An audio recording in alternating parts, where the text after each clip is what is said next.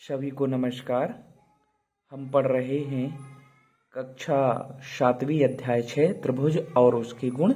तो आपको इन सब चीज़ों को अच्छी तरह से पढ़ लेना है।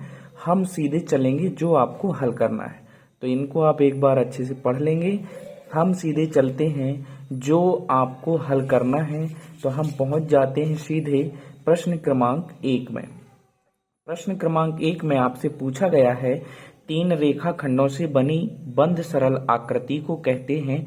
तो आपको ध्यान रखना है त्रिभुज। इसके पश्चात दूसरा क्वेश्चन है, समबाहु त्रिभुज के एक कोण का माप 60 अंश है। समबाहु त्रिभुज मतलब जिसकी सभी भुजाएं बराबर होती हैं।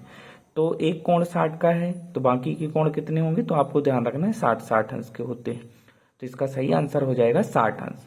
फिर अगला है, त्रिभुज एक त्रिभुज में माध्यिकाएं होती हैं। कितनी होती हैं? आपको ध्यान रखना है एक त्रिभुज में 3 माध्यिकाएं होती हैं। फिर हम चलेंगे प्रश्न क्रमांक 4 पर। प्रश्न क्रमांक 4 में हमें x का मान ज्ञात करना है। तो हमें पता है कि त्रिभुज के तीनों कोणों का योग 180 अंश होता है।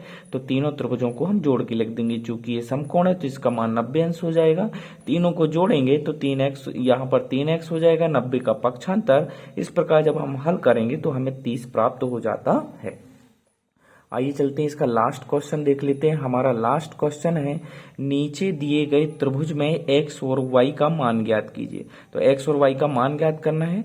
तो आपको ये ध्यान रखना है कि एक रेखा है और रेखीय युग्म पर 2 कोण बन रहे हैं। तो इन दोनों कोणों का योग 180 अंश के बराबर होता है। तो इस प्रकार यहाँ से हम y का मान 60 अंश निकाल लेंगे। अब ये 60 अंश का हो गया है, ये 2 कोण पता है, तीसरा निकालना है। तो हमें पता है तीनों कोणों का योग 180 अंश होता है। तो जब हम इनको हल करेंगे तो ये 50 और 60 110, मतलब ये हो जाएगा 70 का। तो इस प्रकार से हमें इसका आंसर भी पता चल जाएगा। आइए चलते हैं नेक्स्ट क्वेश्चन की ओर। अगला क्वेश्चन है हमारा, ये जो आपको आकृति दी गई है, इस आकृति में आपको x का मान निकालना है। तो यहाँ पर देखिए, जब हम यहाँ पर ध्यान से देखेंगे तो एक समकोण त्रिभुज है। इस कोण का मान p x और इस 60 अंश का। तो हम जानते हैं कि तीनों कोणों का योग 180 अंश होता है। तो तीनों को जोड़ेंगे, जोड़ने के पश्चात जब इसको हल करेंगे तो हमें कितना प्राप्त हो जाएगा? 30 प्राप्त हो जाएगा। इस प्रकार हम आगे का प्रश्न देख लेते हैं, प्रश्न क्रमांक 7वां। तो यहाँ पर आपको ध्यान रखना है, इस आकृति में जहां पर x है इसका मान ज्ञात करना है। तो बहिष्कोणीय बाह्य कोण है, बाह्य कोण का मान 2 अंतःकोण योग के बराबर होता है। मतलब अंदर के दोनों कोणों का योग इस बाहर के कोण के बराबर होता है। तो हम क्या करेंगे, इन दोनों को जोड़ देंगे, जिससे हमें x का मान 60 प्राप्त हो जाएगा। प्रश्न क्रमांक 8 हमारा कह रहा है कि त्रिभुज की सभी भुजाएं एवं शीर्ष लिखिए।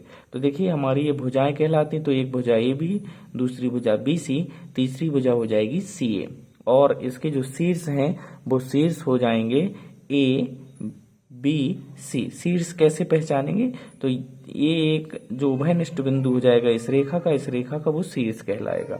चलिए इसके बाद हम देखते हैं अगला क्वेश्चन। तो यहाँ से हमारा अगला आ जाएगा, ये 9वां क्वेश्चन है हमारा, कि किसी त्रिभुज में शीर्ष लंब की आकृति बनाकर प्रदर्शित कीजिए। तो इस प्रकार हम आकृति बना देंगे। ये हमारे शीर्ष लंब हो जाएंगे CM, BN और AL।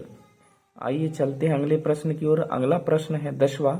यहाँ पर बोला है कि एक त्रिभुज का एक कोण 60 अंश है तथा शेष दोनों कोण बराबर हैं। बराबर कोणों में से प्रत्येक की माप ज्ञात कीजिए। तो देखिए, हम लिखेंगे, माना एक कोण x है तो दूसरा कोण भी क्या हो जाएगा? x। अब तीसरा कोण दिया है 60 अंश, तो हमें पता है तीनों कोणों का योग कितना होता है? 180 अंश। तो इस प्रकार से जब हम इसको हल करेंगे, हल करने के पश्चात हमें x का मान भी प्राप्त हो जाएगा 60 अंश। मतलब तीनों कोण कितने अंश के हो जाएंगे? 60 अंश के हो जाएंगे। प्रश्न 11वां देखते हैं। प्रश्न 11 में किसी त्रिभुज के तीनों अंतःकोणों में 3:2:1 का अनुपात है।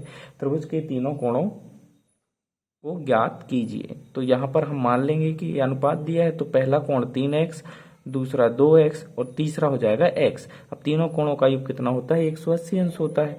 जब इसको हम हल करेंगे तो यहाँ से हमें x का मान कितना प्राप्त हो जाएगा? 30।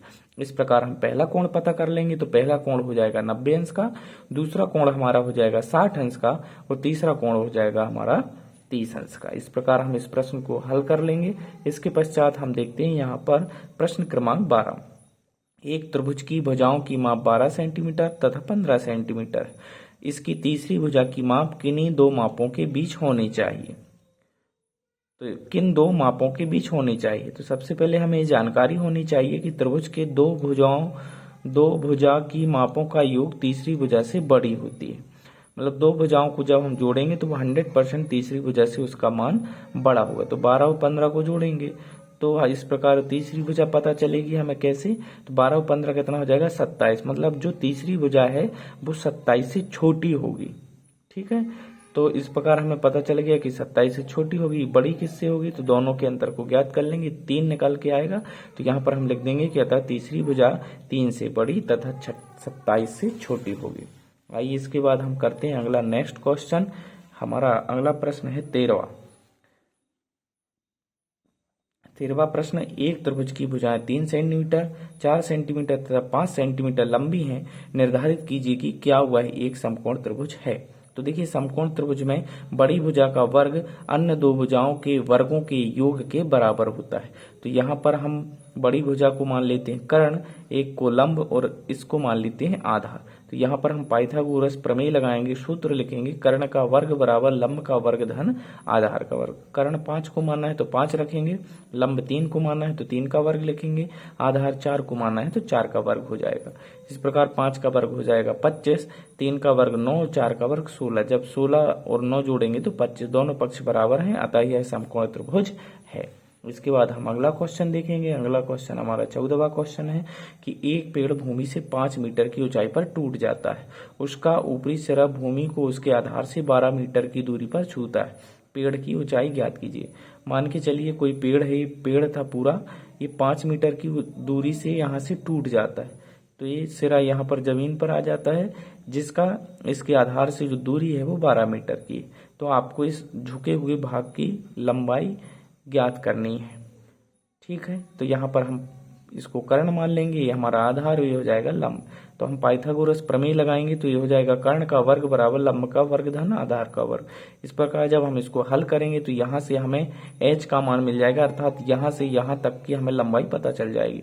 अब प्रश्न में पेड़ की पूरी ऊंचाई ज्ञात करने के लिए बोला है, तो 5a, बाकी की शेष हमने इसको निकाल ली 13, दोनों को जोड़ेंगे तो कुल ऊंचाई हो जाएगी हमारा 18। अब हमारा लास्ट क्वेश्चन है, आकृति खींचकर पुष्टि कीजिए कि एक त्रिभुज में एक शीर्षलंब एवं एक माध्यिका एक ही रेखाखंड हो सकता है। बिल्कुल हो सकता है। यहाँ शीर्ष से हम एक शीर्षलंब खींचेंगे जो नीचे वाली भुजा को समान दो भागों में विभाजित करेगा। तो यहाँ पर ये शीर्षलंब भी हो जाएगा और इस रेखा के लिए माध्यिका भी हो जाएगा। इस प्रकार आप इसको बना लेंगे। यहाँ पर हमारा अध्याय समाप्त होता है। चैनल को सब्सक्राइब जरूर करें। धन्यवाद।